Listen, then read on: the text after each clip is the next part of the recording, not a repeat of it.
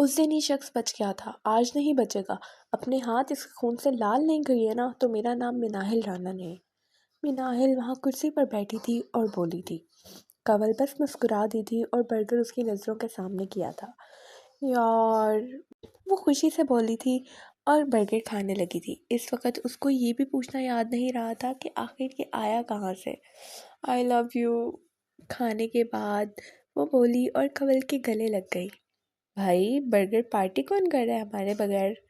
असफंदार इधर उधर सूंघता हुआ वहाँ आया था। तुम्हारी तो ऐसी की तैसी। वो उसका चेहरा देखकर तप गई थी। वो गुस्से से बोली और जिस कुर्सी पर बैठी थी वो उठाकर उसकी तरफ भागी, उसको मारने के लिए। ओ मर गए, वो झटके से बोला था और वहाँ से भागा था। वो इस अचानक हमले के लिए तैयार नहीं था। मिनाहिल कुर्सी उठाए उसके पीछे भाग रही थी। नहीं बचोगे आज, भागो जहाँ तक भाग सकते हो। आज तुम भागकर अफगानिस्तान भी चले गए ना तो बेटा मुझसे नहीं बच पाओगे। मिनाहिल उसके पीछे भागती हुई बोली। वो स्टाफ रूम का दरवाज़ा खोलकर वहाँ चला गया था। मिनाहिल भी कुर्सी उठाए उसके पीछे भागी थी। बचा लो बचा लो बचा लो, कोई तो बचा लो। वो कभी हारिस के पीछे छुपता तो कभी हाशिर के पीछे। उन दोनों ने हैरत से मंजर देखा था। अरे अरे, क्या जंगी मैदान बनाया हुआ है। अगर भूल गए हो तो मैं याद करवा दूँ, ये ऑफिस है, हारिस ने कहा था। पीछे हट जाओ तुम दोनों, वरना इससे पहले तुम दोनों की फ्लाइट करा दूंगी मैं ऊपर की। मिनाहिल बुड़बुड़ाई थी। लो, ये क्या बात हुई भाई? तुम लोगों का मामला है, मिनाहिल मार दो इसको जान से। हाशिर बोला था और उसके आगे से हट गया था। कमीने, मैं अगर बच गया ना तो तू नहीं बचेगा मुझसे। असफंदार फिर उसके पीछे हो गया था और बोला था। गाली, मेरे सामने गाली दी। सब्र करें, अब बताती हूँ मैं। सॉरी सॉरी सॉरी सॉरी, वो फिर बोला था। तू डर क्यों रहा है भाई? हारिस ना समझी से बोला था। उसके हाथ में इतनी बड़ी कुर्सी नजर नहीं आ रही क्या, अंधे? असफंदार तप कर बोला था। ओ मेरे भाई, तू बॉक्सर है। जितना तो मजबूत है ना, ऐसी 10 कुर्सियां भी तुझ पे टूट जाएंगी तो तुझे फर्क नहीं पड़ेगा। हाशिर बोला था। ये सब क्या हो रहा है? सलमान साहब उनकी आवाज़ें सुनकर वहाँ आए थे और बोले थे। वो मिनाहिल ने फ़ौरन कुर्सी नीचे रखी थी। सर देखे ना, असफंदार खड़े होकर काम कर रहे हैं कब से। मैं तो बस कुर्सी दे रही थी बैठने के लिए। मिनाहिल शराफत से बोली थी। उन तीनों ने हैरत से एक दूसरे को देखा था। उनकी कुर्सी वहाँ पड़ी है ना, फिर आप ये मेहरबानी क्यों कर रही हैं इतनी? सलमान साहब बोले थे। देना अब जवाब मिनाहिल मैडम। असफंदार तंजिया मुस्कुरा कर बोला था। सर, वो असल में कील निकली हुई है उनकी कुर्सी की। वो बैठ नहीं पा रहे, हर 2 मिनट बाद रिसेप्शन पर आ रहे थे, इसलिए मैंने सोचा मैं अपनी कुर्सी दे देती हूँ। मिनाहिल ने मुस्कुरा कर इतनी मासूमियत से कहा कि 1 मिनट के लिए उन लोगों को भी लगा कि ऐसा ही था, वो सच बोल रही है। आप कुर्सी वापस रख कर आए रिसेप्शन पे और असफंदार आप मीटिंग रूम से ले लें अपने बैठने के लिए। जी सर। मिनाहिल असफंदार की तरफ देखकर शरारती अंदाज में बोली थी और वहाँ से चली गई थी। सलमान साहब भी बाहर निकले थे और मुस्कुरा दिए थे, क्योंकि असल हकीकत वो इस सब के पीछे जानते थे। और वो तीनों ने नासमझी से एक दूसरे को देखा था। फिर असफंदार ने ज़मीन पर बैठकर अपनी कुर्सी का जायज़ा लिया था और वापस खड़ा हुआ था। ये क्या चीज़ है? असफंदार बोला था। मिनाहिल राना, इसको आम इंसान समझने की गलती तूने ही की थी, हमने तो समझाया था तुझे। हारिस हाथ बांध कर बोला था। वैसे आज तक तो भाई हम धोखे में ही थे कि तू इतना बड़ा बॉक्सर है, एक कुर्सी से डर गया। हाशिर बोला था। कुर्सी से नहीं, कुर्सी पकड़ने वाली से। हारिस शरारती अंदाज में बोला था, पर वो अपनी ही किसी सोच में था, उसने इनकी बातें सुनी नहीं थी। क्या हुआ भाई, इतनी उदास क्यों हो? मिनाहिल नायला के पास गई थी और पूछा था। कुछ नहीं, नायला ने कहा था। अरे, ऐसे कैसे कुछ नहीं? चलो शाबाश, जल्दी बताओ, किसी ने कुछ कहा है? नाम बताओ बस एक बार उसका, मिनाहिल ने पूछा था। उनके अलावा भला कोई कुछ कह सकता है? एक ही शख्स है पूरे ऑफिस में जिससे सब तंग है। नायला ने कहते साथ सामने हाशिर और असफंदार को देखा था। मिनाहिल ने उसकी नज़रों का रुख देखकर उस तरफ देखा था। ओह, जाहिर है اس شخص کے علاوہ کوئی کچھ کیوں ہی کہے گا؟ یہی چڑھا ہوا ہے ساتویں آسمان پر، اس کو تو میں اتارتی ہوں ساتویں آسمان سے۔ تم فکر مت کرو نائلہ، اس کی تو میں ایسی کلاس لوں گی کہ نانی یاد آ جائے گی اسے، وہ بولی تھی اور کھڑی ہو کر ان دونوں کے پیچھے بھاگی تھی۔ نائلہ نے نہ سمجھی سے اسے جاتے دیکھا تھا۔ سلمان صاحب کو نانی یاد کرائے گی، یہ پکا پاگل ہو چکی ہے۔ خیر چلو کام کر لیتے ہیں، اس سے پہلے پھر سلمان صاحب آ جائیں۔ جی جی بالکل، یہاں بات ہو رہی تھی سلمان صاحب کی، اسفندیار کی نہیں۔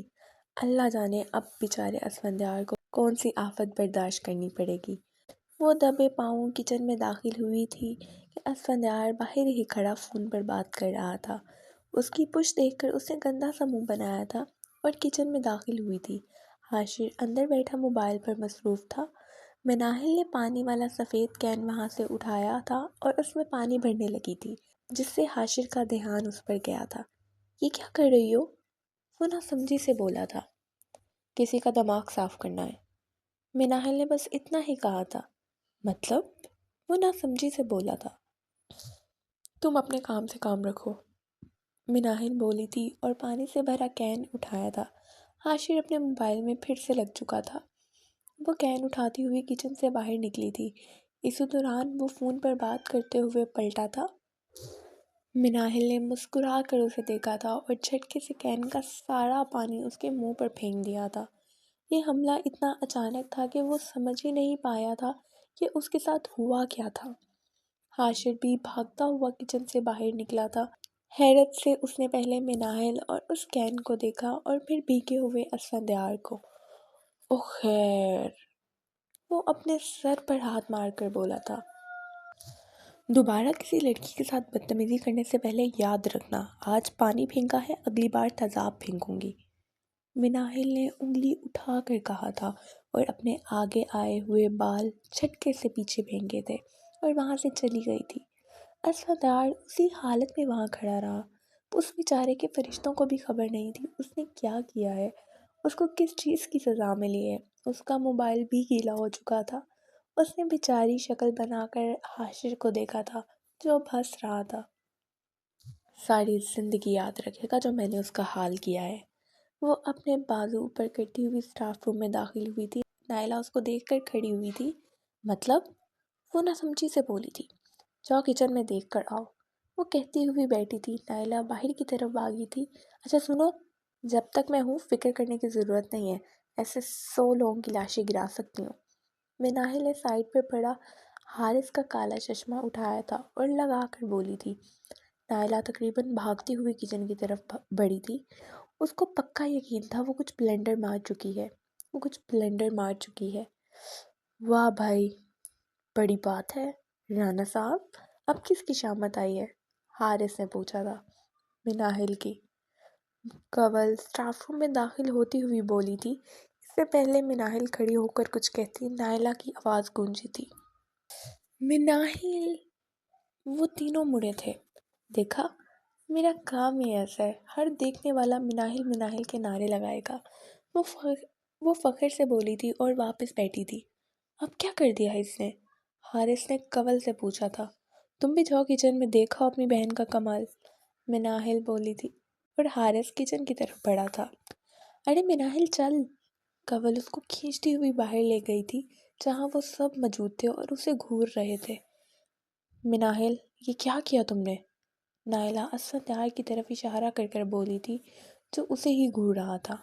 ارے تمہارے لیے ہی تو کیا ہے، ان جیسوں کے ساتھ ایسا ہی ہونا چاہیے۔ وہ تو اس کی قسمت اچھی ہے کہ مجھے تیزاب نہیں ملا، ورنہ پانی کی جگہ وہ پھینکتی اس پر، مناہل فخر سے بولی تھی اور سب نے حیرت سے ایک دوسرے کی طرف دیکھا تھا۔ مناہل، میں سلمان صاحب کی بات کر رہی تھی، اسفندیار کی نہیں، نائلہ نے کہا تھا۔ مناہل نے نظر اٹھا کر اسفندیار کو دیکھا تھا اور اپنے دانتوں کے نیچے زبان دی تھی۔ اسفندیار بیچاری شکل بنائے اسے دیکھ رہا تھا۔ اب جھوٹ نہیں بولو، وہ رو دینے والی ہو گئی تھی۔ میں کیوں جھوٹ بولوں گی؟ تم پاگل تو نہیں ہو؟ میں نے ایسا کب کہا کہ اسفندیار کی بات کر رہی ہوں میں؟ نائلہ بولی تھی۔ تم نے اس طرف دیکھ کر کہا تھا جہاں یہ اور حاشر کھڑے تھے، مناہل نے صفائی دی تھی۔ اوف خدایا ناہل، دیکھنے کا مطلب یہ تو نہیں کہ سارا قصور اس کا ہے۔ اف، یہ کیا کر دیا بے وقوف لڑکی، شکر مجھے تیزاب نہیں ملا ورنہ یہ بیچارہ تو فضول میں مارا جاتا، وہ اپنے آپ سے کہتی ہوئی بڑبڑائی تھی۔ آہ میرا سر، اف چکر آ رہے ہیں بہت، اف۔ وہ ڈرامہ کرتی ہوئی سر پر ہاتھ رکھ کر بولی تھی اور کنول کے اوپر گرنے کی ایکٹنگ کی تھی۔ وہ سب اس کی طرف پڑے تھے۔ ایک نمبر کی ڈرامہ ہے یہ لڑکی، اسفندیار نے کہا تھا۔ نہیں نہیں سچ میں، آہ سچ میں بہت چکر آ رہے ہیں، پلیز کنول میرا اندر سے بیگ لا دو، مجھے گھر جانا ہے، وہ چکراتی ہوئی بولی تھی۔ وہ شرمندگی سے رو دینے والی ہو گئی تھی، وہ اس سے چھپنا چاہتی تھی اور گھر جانا ہی اس کا حل تھا۔ اتنی طبیعت خراب ہے تو میں لے جاتی ہوں، کنول بیگ اس کو دیتی ہوئی بولی تھی۔ نہیں میں چلی جاؤں گی، آہ میرا سر، اف، وہ بولی تھی۔ فندیار کے سامنے سے گزرتے وقت اس نے اپنے منہ پر ہاتھ رکھ لیا تھا اور تقریباً بھاگتی ہوئی وہاں سے نکلی تھی۔ وہ سب ہی اندر ہنس رہے تھے۔ میں چھوڑ آتا ہوں، اسفندیار ایک قدم آگے بڑھا تھا اور بولا تھا۔ نہیں خبردار، وہ چیخ کر پلٹی تھی۔ میں چلی جاؤں گی اور اگر کوئی میرے پاس بھی آئے نا تو میں چکر کھا کر گر جاؤں گی، وہ بولی تھی اور بھاگ کر لفٹ میں چلی گئی تھی۔ پیچھے سب کا کہکا گونجا تھا۔ اسفندیار کنول کو چھوڑنے گھر جا رہا تھا کیونکہ وہ آج اکیلی تھی۔ مناہل کی طرف سے میں معافی مانگتی ہوں، کنول نے کہا تھا۔ ارے آپ کیوں معافی مانگ رہی ہیں؟ ان کی غلطی تھوڑی نہ تھی، وہ تو بس ایک غلط فہمی ہو گئی تھی ورنہ وہ ایسا نہ کرتی، اسفندیار نے کہا تھا۔ آپ کو کیسے پتا؟ کنول کو حیرت ہوئی تھی۔ اتنا تو جان ہی چکا ہوں میں ان کو، اگر انہوں نے ایسا کچھ کرنا ہوتا تو پہلے ہی دن کر چکی ہوتی، اسفندیار نے کہا تھا اور اس کے گھر کے باہر گاڑی روکی تھی۔ کافی اچھے سے جان گئے ہیں، اندر آئیں، کنول شرارتی انداز میں بولی تھی۔ اس ٹائم تو جان بوجھ کر انہوں نے پانی نہیں پھینکا تھا، مگر اب اگر میں ان کے سامنے گیا تو وہ مجھے پانی والی ٹینکی میں غوطے دلوائیں گی، وہ ہنستا ہوا بولا تھا اور کنول بھی ہنسنے لگی تھی۔ سوری ونس اگین، کنول نے کہا تھا۔ ایک شرط پر سوری قبول کروں گا، اسفندیار نے کہا تھا۔ شرط؟ وہ کیا؟ کل رات میرا میچ ہے، حارث اور حاشر تو ہر میچ میں آتے ہیں مگر اس بار آپ دونوں کو بھی آنا ہے، منظور ہے تو بتائیں، وہ بولا تھا۔ مشکل ہے پر کوشش کروں گی، اگر وہ مان گئی تو، وعدہ نہیں کر سکتی، کنول نے کہا تھا۔ اوکے، وہ ہنستا ہوا بولا تھا اور کنول گاڑی سے اتری تھی اور گیٹ کو چابی سے کھول کر وہ اندر داخل ہوئی تھی تو اسفندیار مسکرا کر وہاں سے چلا گیا تھا۔ یہ کیا کیا تم نے آج آفس میں؟ کنول نے کھانا رکھتے ہوئے مناہل سے پوچھا تھا۔ وہ چھوٹی سی غلط فہمی ہو گئی تھی اور قسم سے میں نے جان بوجھ کر نہیں کیا، مجھے لگا نائلہ اسفندیار کی بات کر رہی ہے، مناہل رو دینے والی ہو گئی تھی۔ تم نہ بالکل پاگل ہو، وہ بندہ جو ہمارے علاوہ کسی سے بات نہیں کرتا اور تمہیں لگا اس نے بدتمیزی کر دی، وہ بھی نائلہ کے ساتھ، کنول بولی تھی۔ مجھے لگا شاید، وہ شرمندہ تھی۔ ہر انسان غلط نہیں ہوتا مناہل، جیسے ہمارے ہاتھ کی 5 انگلیاں برابر نہیں ہوتی، ایسے ہی ہر انسان غلط نہیں ہوتا، تم کیوں سب کو غلط سمجھتی ہو؟ اور وہ اسفندیار، باہر سے وہ جیسا مرضی ہو، ہمارے ساتھ وہ کتنا اچھا ہے، باقی سب چھوڑو، تمہارے اور اس کے کتنے اختلافات ہیں مگر کبھی اس نے تمہارے ساتھ اونچی آواز میں بات نہیں کی، اور تمہیں لگتا ہے وہ شخص غلط ہے، کنول نے اسے سمجھایا تھا۔ میں پہلے ہی بہت شرمندہ ہوں، پلیز اور شرمندہ مت کرو، مناہل نے کہا تھا۔ مناہل، بات شرمندہ ہونے کی نہیں ہے، ہر انسان کی ایک سیلف ریسپیکٹ ہوتی ہے، مگر تم جب دل کرتا ہے اس کو سب کے سامنے سنانے لگ جاتی ہو، کنول بولی تھی۔ کنول میں رو دوں گی، میں بتا رہی ہوں، مناہل بولی تھی۔ رونے کا کیا فائدہ، اس سے معافی مانگو، اس کے سامنے اپنی غلطی کو تسلیم کرو، کنول نے کہا تھا۔ کل رات میچ ہے اسی کا، اور حارث اور حاشر کے ساتھ ہم دونوں بھی میچ دیکھنے جائیں گے، وہاں اس سے معافی بھی مانگ لینا تم، کنول جانتی تھی ویسے تو اسے جانے کا بولتی تو وہ نہیں جاتی، مگر اب وہ جتنی شرمندہ تھی وہ فوراً مان جائے گی، اور ایسا ہی ہوا تھا۔ ٹھیک ہے، وہ بس اتنا ہی بولی تھی اور خاموش کھانا کھانے لگی تھی۔ کنول دل ہی دل میں خوش ہو رہی تھی۔ اس نے حارث اور حاشر کو میسج بھی کر دیا تھا کہ مناحل مان گئی ہے جانے کے لیے، اور کھانا کھانے لگی تھی۔ رات 2 بجے وہ باکسنگ کلب سے گھر پہنچا۔ کل اس کا میچ تھا اور آفس کی وجہ سے وہ بالکل پریکٹس نہیں کر پا رہا تھا۔ گھر پہنچ کر نہا کر کپڑے تبدیل کیے اور کچن کی طرف بڑھا اور کچھ کھانے کے لیے تلاش کرنے لگا۔ کچھ نہ ملا تو سیب اٹھایا اور لائبریری کی طرف بڑھا، کتاب پڑھنے لگا۔ نیند تو جیسے روٹ ہی گئی تھی اس سے۔ باہر میں جاؤ سب، اب میں بولوں گی ہی نہیں، دیکھتی ہوں اب کیسے سکون سے رہو گے تم لوگ۔ ترس نہ گئے میری آواز سننے کو تو کہنا۔ اسے مناحل کی آواز اپنے ارد گرد گونجتی ہوئی محسوس ہوئی تھی۔ اس نے مسکرا کر کتاب سینے سے لگائی تھی۔ عجیب پاگل لڑکی ہے، بھلا اس کے چپ رہنے سے کسی کو کیا فرق پڑے گا؟ میں تو شکر ادا کروں گا۔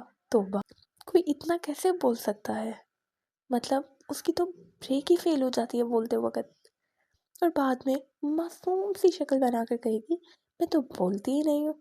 وہ کہتا ہوا کچھ دیر رکا تھا، مگر شاید وہ ٹھیک کہہ رہی تھی۔ وہ خاموش ہوگی تو میں واقعی شاید اس دنیا کو خاموش دکھوں گا۔ وہ بڑبڑایا تھا، میرا سر، چکر آ رہے ہیں بہت۔ اسفندیار نے کہکا لگایا تھا، بہت بڑا ڈرامہ ہے یہ لڑکی، اتنی حاضر جوابی، مطلب 1 منٹ سوچنے کا بھی نہیں لیتی ٹائم، فٹ سے جواب ہوتا ہے اس کے منہ میں، شاید اسی لیے سب سے الگ ہے۔ پر مجھے کیا ہو جاتا ہے؟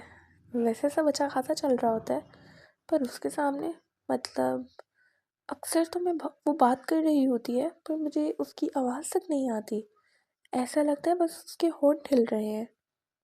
کیا ہو رہا ہے آخر یہ سب؟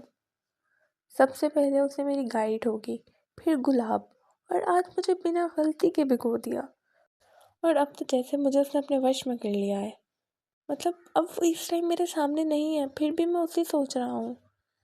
جاگو خان صاحب جاگو۔ اسفندیار نے آخر میں اپنے چہرے پر دونوں ہاتھ مارے تھے اور صوفے پر سر رکھ کر چھت کو گھورنے لگا تھا۔ میں کیوں اس کے سامنے کچھ بول نہیں پاتا؟ اس کی آنکھیں مجھ سے باتیں کرتی ہیں۔ اس کو دیکھ کر اکثر ایسا لگتا ہے جیسے وہ میرے دل کے بہت قریب ہو، جیسے میرا کوئی بہت اپنا ہو جس کی تلاش مجھے صدیوں سے ہو اور وہ ایک دم سامنے آ جائے۔ ایک لڑکی کا میرے دل میں یہ مقام کیسے ہو سکتا ہے؟ پھر نہ جانے کب اس کی آنکھ لگ گئی اور وہ وہیں گہری نیند سو گیا۔ کپڑے کون سے پہن رہی ہو رات کو؟ کنول نے کپڑے دھوتے ہوئے کچن میں کام کرتی مناحل سے پوچھا تھا۔ رات کو کیوں، کہیں جانا ہے؟ مناحل نے پوچھا تھا۔ 80 کا میچ دیکھنے جانا ہے نا، تم بھول گئی ہو؟ کنول نے کہا تھا۔ مناحل کو کل والی اپنی حرکت پھر سے یاد آئی تھی۔ میرا دل نہیں کر رہا، تم چلی جانا، مناحل بولی تھی۔ کنول کپڑے چھوڑ کر کچن میں گئی تھی۔ اب کیا مسئلہ ہے؟ رات جانے کے لیے اچھی بھلی تم تیار تھی۔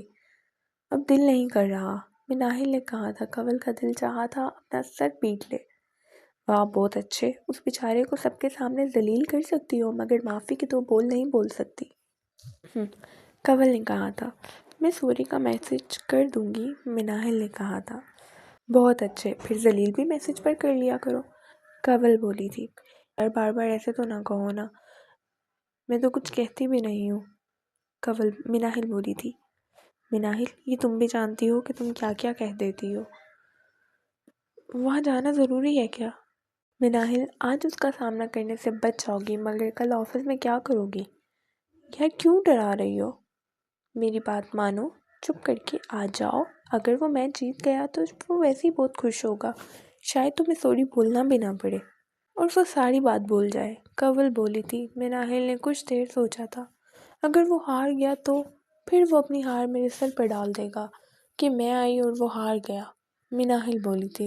او میری ماں، الٹا کیوں سوچنا ہے تم نے، کنول بولی تھی۔ ارے یار کہاں رہ گئے ہو تم دونوں، حد ہے، جلدی آؤ میچ شروع ہونے لگا ہے، حارث نے کنول کو کال کر کے پوچھا تھا۔ ٹریفک اتنی ہے اس سائیڈ، اب ہم کیا کریں، اڑ کر آ جائیں، کنول نے کہا تھا۔ تو جب میں نے کہا تھا میں پک کر لیتا ہوں تب اس وقت تو ایسے منع کیا تھا جیسے اڑ کر آؤ گے، حارث نے کہا تھا۔ مجھے دو فون، مناحل نے کنول سے موبائل پکڑا تھا۔ کیا مسئلہ ہے، تھوڑا سا صبر نہیں ہے، مناحل نے پوچھا تھا۔ او بھائی ہم میں صبر ہے پر یہ لوگ میچ روک کر بیٹھے ہوئے ہیں، اوپر سے 80 کہہ رہا ہے، پتہ کرو اگر وہ آ رہی ہے تو میچ ان کے آنے پر شروع ہوگا۔ حارث نے کہا تھا۔ ان کو بولا نہیں آنا ہم نے، ہمارا انتظار کرنے کی ضرورت نہیں ہے، ہم پہنچ جائیں گے۔ مناہل بولی تھی اوکے پر جلدی آؤ پلیز، حارث بولا تھا اور کال بند کر دی تھی۔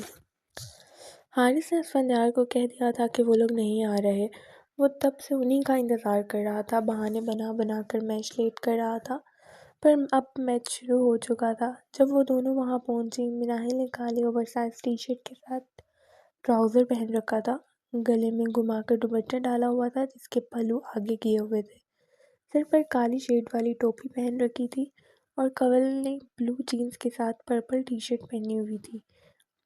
ہجوم میں سے گزرتے ہوئے یہ لوگ آگے کی طرف بڑھے تھے، وہاں سے ان کے سگنل بھی نہیں آ رہے تھے تو حارث اور حاشر سے ان کا رابطہ نہیں ہو پایا تھا۔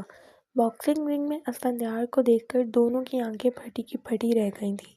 دیکھا، اسفندیار سچ میں بہت بڑا باکسر ہے، کنول نے مناہل کے کان میں سرگوشی کی تھی، اور مناہل تو نظریں ہی نہیں ہٹا پا رہی تھی۔ ہر طرف 80 کنارے لگ رہے تھے، وہ بے یقینی کی حالت میں سارے ہجوم کو دیکھ رہی تھی۔ وہ میچ جیت چکا تھا، ہر طرف شور و گل تھا، لوگ اور میڈیا ان کے پیچھے سے نکل کر رنگ کے پاس کھڑے اسفندیار کے پاس جا چکے تھے اور وہ یہ سب بس دیکھ رہی تھی۔ مناہل چل نا، ہم بھی چلتے ہیں آگے، کنول بولی تھی۔ نہیں کوئی ضرورت نہیں ہے، چپ کر کے یہیں رہو۔ مناہل نے اس کا ہاتھ کھینچا تھا۔ ارے چلو نا یار، کیا ہے، کنول بولی تھی، اور مناہل کا دھیان اب بھی میڈیا سے بات کرتے اسفندیار کی طرف تھا۔